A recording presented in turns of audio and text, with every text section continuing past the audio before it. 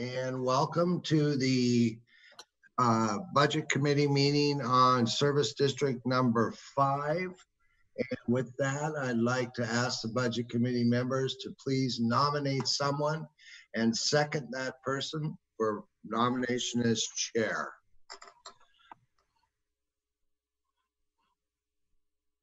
Anybody?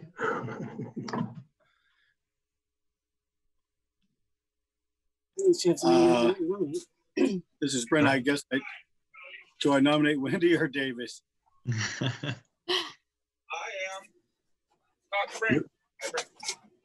Brent is nominating David. You're nominating David? I second the nomination. Okay, it's been moved and seconded to nominate David. Any further nominations? Oh, with that, all those in favor of David as the chair of this committee, say aye. Aye. Aye. Anybody opposed? David, you're in charge. And at the end of the budget, we're going to poll people. Drenda will poll people. So go ahead, it's yours. All right, thank you so much. And I appreciate the nominations. To the commissioners, we are here to lighten up your day. I get to use that joke one time a year, and here it is. But thanks again for having us. I hope you're all doing well and staying safe, and thank you for your leadership during this time. So anyways, having said that, I will now call for nominations for secretary for the 2020/2021 Clackamas County Service District number 5 Budget Committee. So do I have any nominations for secretary?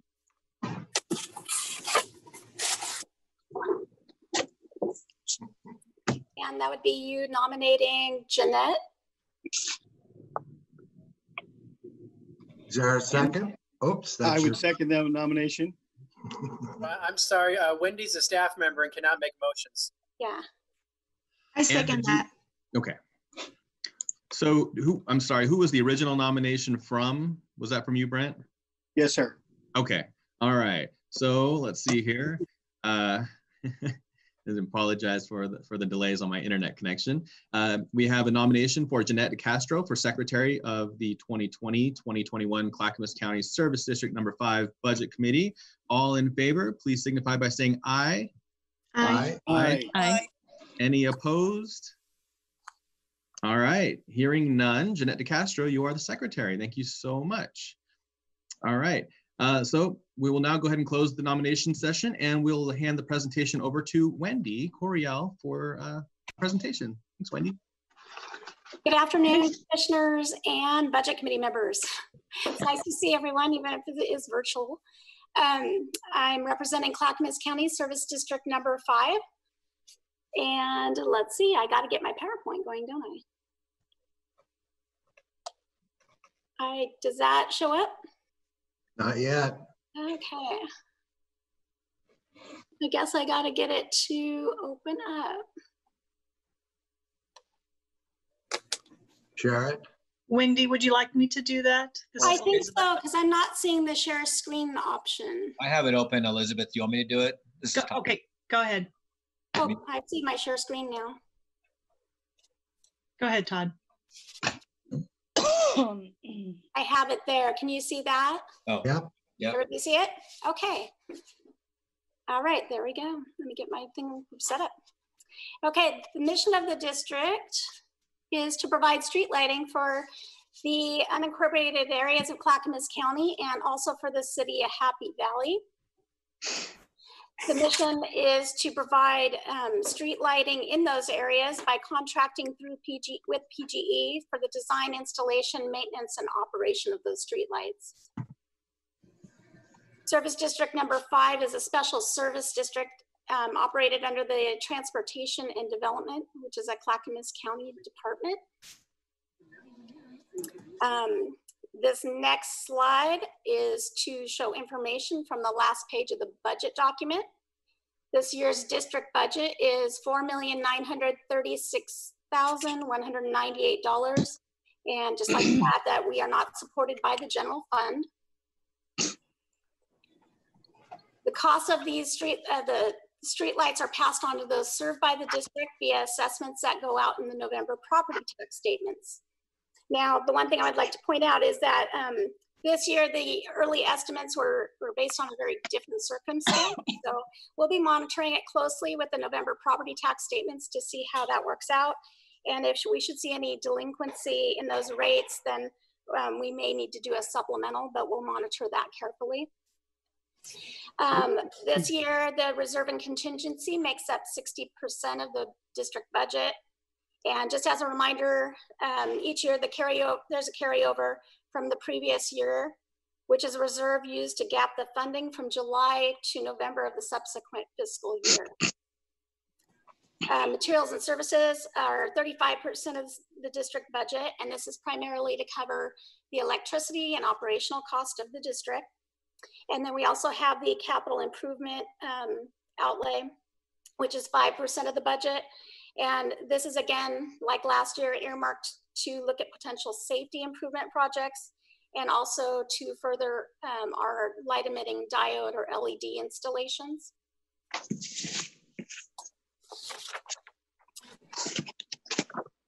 Okay, so a little key performance measure. Here we go. So just for the committee members, just as a reminder, we look at performance ClackCo, which is a strategic plan modeled after a process known as managing for results. And this plan encourages the district to focus on priorities and develop processes that achieve positive results for our customers. And the performance measures set by the districts are intended to align with that strategic plan. We have a new measure this year. It's the average number of days a repaired street light was malfunctioning before the PGE repair was completed.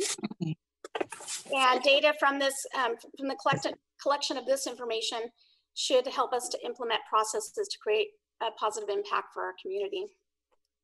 And then the other one I'd like to point out is the number of streetlight service repairs. I'm pointing this out because the footnote at the bottom is very hard to read and the number is really high.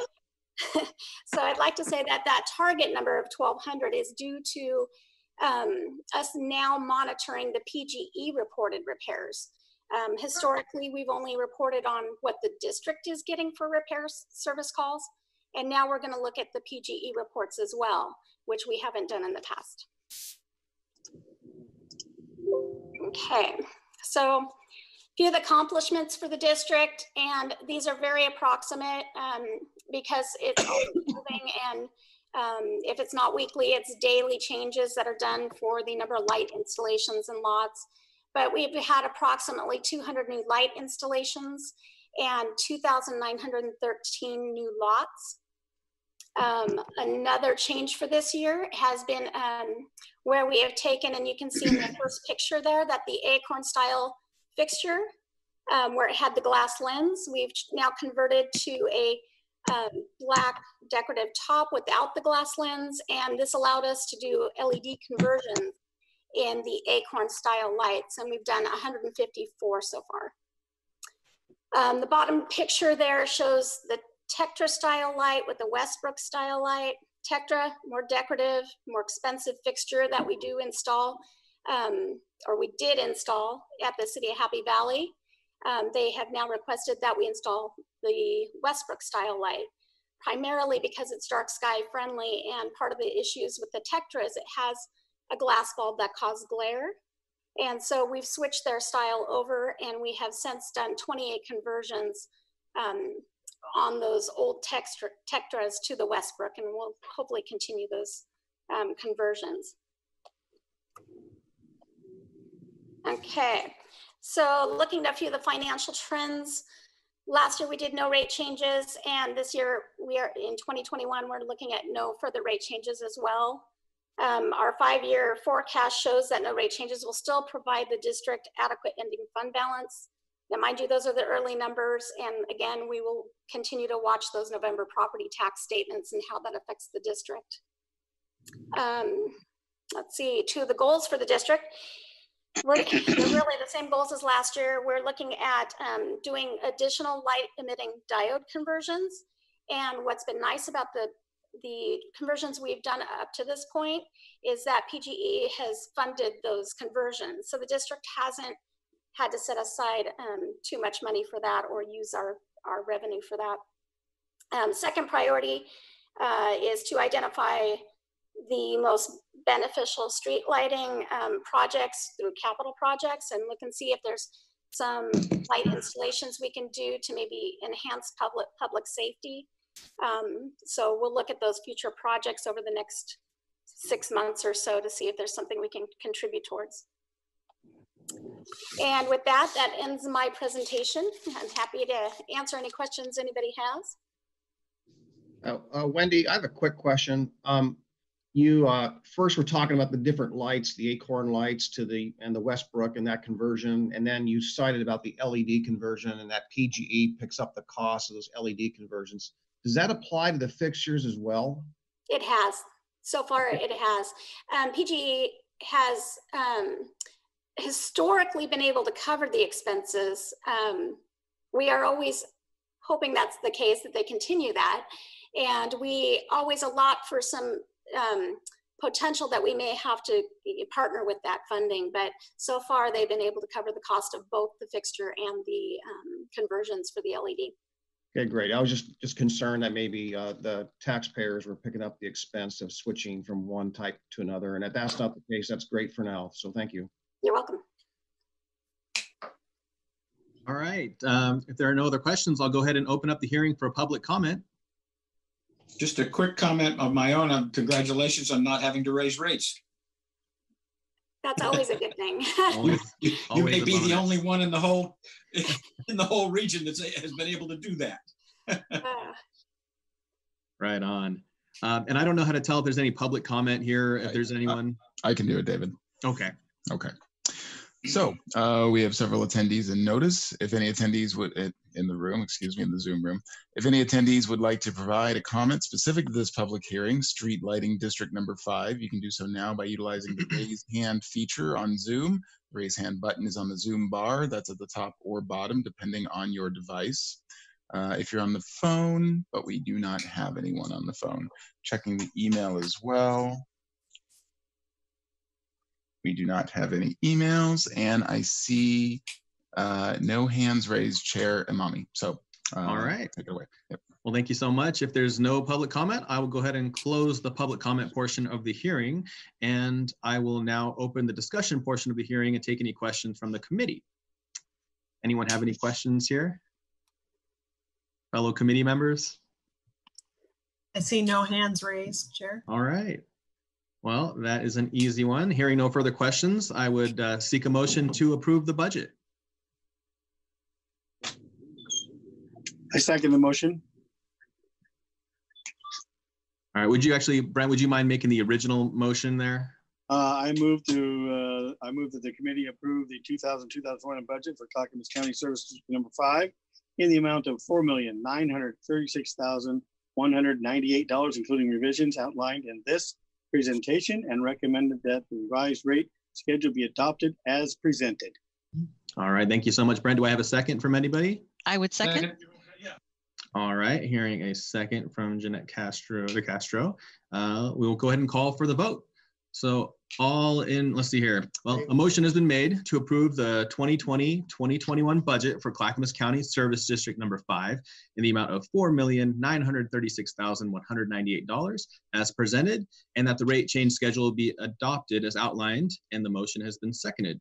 I will now call for a vote. So all in favor of approving the 2019. She's gonna poll you. Oh, okay. Thank you.